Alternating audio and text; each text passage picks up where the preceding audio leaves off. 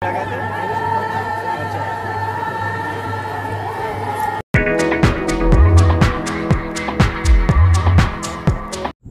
আলাইকুম ওয়া রাহমাতুল্লাহি ওয়া বারাকাতুহু।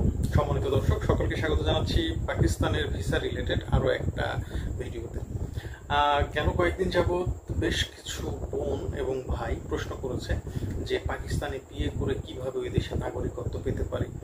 আর বিশেষ করে লাস্ট 2 মাসে আমার কাছে না হলেও গড়ে প্রতিদিন একটা করে ফোন এসেছে, আর ফোনগুলো বেশিরভাগই ছিল আমার বোনেদের যারা পাকিস্তানি ছেলেকে ভালোবাসে বা পাকিস্তানি ছেলেকে ভালোবেসে বিয়ে করে বাংলাদেশ থেকে পাকিস্তান চলে যেতে চায়।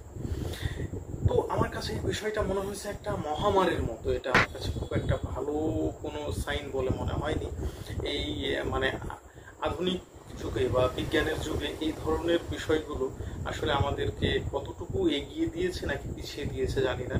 কারণ এক অজানার উদ্দেশ্যে তারা ভ্রমণ করার জন্য যেভাবে উঠে পড়ে লেগেছে, বা তাদের ম্যাক্সিমামই এজ হচ্ছে টিন এজ বলতে হবে, এবং এই টিন এজের মেয়েগুলো পাকিস্তানি ছেলেদের সাথে প্রেম করে তারা বাংলাদেশ থেকে পাকিস্তানি চলে যাওয়ার জন্য একাই প্রস্তুত নিচ্ছে। এমনকি তাদের অভিভাবকেরাও অনেক ক্ষেত্রে জানে না, আবার অনেক ক্ষেত্রে জানলেও অভিভাবকের কথা তারা মানতেছে না। তো যাই হোক, আমার আজকের ভিডিওর মূল টপিক হচ্ছে যে পাকিস্তানে বিয়ে করে কিভাবে পাকিস্তানের আপনি নাগরিক হতে পারবেন। সে বাংলাদেশের ছেলেই হোক আর মেয়েই হোক, যদি আপনি কোনো পাকিস্তানি ছেলে বা মেয়েকে, অর্থাৎ আপনার স্পাউস যদি পাকিস্তানি হয়, সেক্ষেত্রে আপনি কিভাবে পাকিস্তানের নাগরিক হতে পারবেন। দেখেন, প্রথম কথা হচ্ছে যে আপনাকে বাংলাদেশ থেকে প্রথমত টুরিস্ট ভিসায় বা বিজনেস ভিসায় যাই হোক আপনাকে একবার পাকিস্তান যেতে হবে। পাকিস্তান যাওয়ার পরে পাকিস্তানে আপনাকে বিয়ে করতে হবে, এবং পাকিস্তানের যে সরকারি ম্যারেজ রেজিস্টার তার মাধ্যমে এই বিয়েটা করতে হবে, এবং অবশ্যই পাকিস্তানের যে স্পেশাল ম্যারেজ অ্যাক্ট আছে সেইটা অনুযায়ী আপনাকে বিয়ে করতে হবে। এবং এই বিয়েটা অবশ্যই বাংলাদেশে যেমন কোর্ট ম্যারেজ বলে না, ঠিক এই টাইপের আপনাকে বিয়েটা হতে হবে। এবং বিয়ে হওয়ার পরপরই যে আপনি যদি মনে করেন যে আপনার ভিসাটা এক্সটেন্ড করতে পারবেন পাকিস্তানে বসে, তাহলে কিন্তু ভুল। এই সুবিধাটা ভারতে আছে। ভারতে যেমন FRRO আছে, যে এই ধরনের ক্ষেত্রে দেখা যাচ্ছে স্পাউস ভিসার ক্ষেত্রে আপনি ভারতে বসেই আপনার ভিসাটা এক্সটেন্ড করতে পারবেন, কিন্তু পাকিস্তানের ক্ষেত্রে এই সুযোগটা আপনি পাবেন না। হ্যাঁ, হয়তো পাকিস্তানিরা অনেক ক্ষেত্রে বাংলাদেশিদেরকে অনেক ওয়েভার দিয়ে থাকে, কিন্তু এই জায়গাতে আপনি সামান্যতম কোনো ওয়েভার পাবেন না। কারণ পাকিস্তানের ভিসা এক্সটেন্ড করার জন্য পাকিস্তানের মাটিতে আপনি থাকতে পারবেন না। এগেন আপনাকে বাংলাদেশে আসতে হবে, বাংলাদেশে এসে আপনাকে পুনরায় আবার ভিসা করতে হবে, ভিসা করে আপনি সেখানে যেতে পারবেন। তো যে কাজটা করতে হবে, যে আপনি যদি অবিবাহিত হয়ে থাকেন তাহলেই আপনি এই এই প্রসেসের মধ্যে যেতে পারবেন।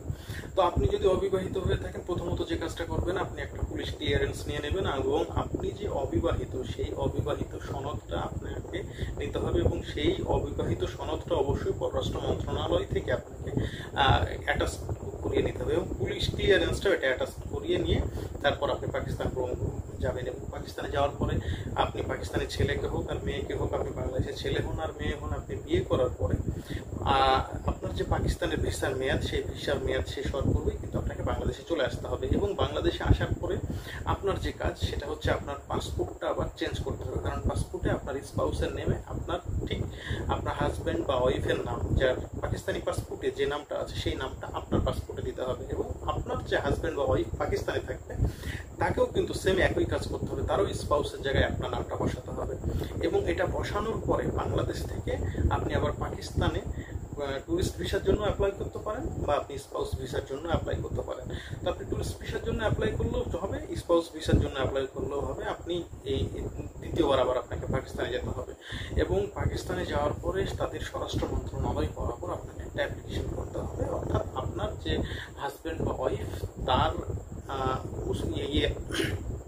রেফারেন্স দিয়ে এটা করতে হবে, এবং তাকে একটা লিখিত দিতে হবে যে আপনি তার হাজব্যান্ড বা ওয়াইফ। ঠিক আছে, এই লিখিতটা আপনার পাকিস্তানের স্বরাষ্ট্র মন্ত্রণালয় বরাবর জমা দিতে হবে, এবং জমা দেওয়ার পরে পাকিস্তান যে স্বরাষ্ট্র মন্ত্রণালয় তারা কিন্তু আবার এটাকে চেক ব্যাক করে দেখবে, আপনার যে পুলিশ ক্লিয়ারেন্স ছিল বা আপনি যে অবিবাহিত বাংলাদেশে ছিলেন ইত্যাদি ইত্যাদি সব কিছু কিন্তু এগুলো তারা খতিয়ে দেখবে। এবং খতিয়ে দেখার পরে বাংলাদেশে যে পাকিস্তানের এম্বাসি আছে, সেই এম্বাসি থেকে বা হাই কমিশন আছে, বাংলাদেশে তো পাকিস্তানের হাই কমিশন, এই হাই কমিশন থেকে সমস্ত ডাটাগুলো তারা কালেক্ট করবে, এবং কালেক্ট করার পরে যদি সবকিছু ঠিকঠাক থাকে, তারপরে দেখা যাচ্ছে আপনার স্পাউস ভিসা, আপনার যে ভিসাটা আছে সেই ভিসাটাকে চেঞ্জ করে স্পাউস ভিসা করবে, অথবা আপনাকে বলবে আপনাকে পুনরায় বাংলাদেশে চলে যেতে, এবং বাংলাদেশে আসার পরে আপনি স্পাউস ভিসার জন্য অ্যাপ্লাই করবেন এবং আপনি স্পাউস ভিসা পেয়ে যাবেন। এভাবে হয়তো 3 বছর বা 4 বছর চলে গেলে আপনি পাকিস্তানের সিটিজেনশিপ পেয়ে যেতে পারেন।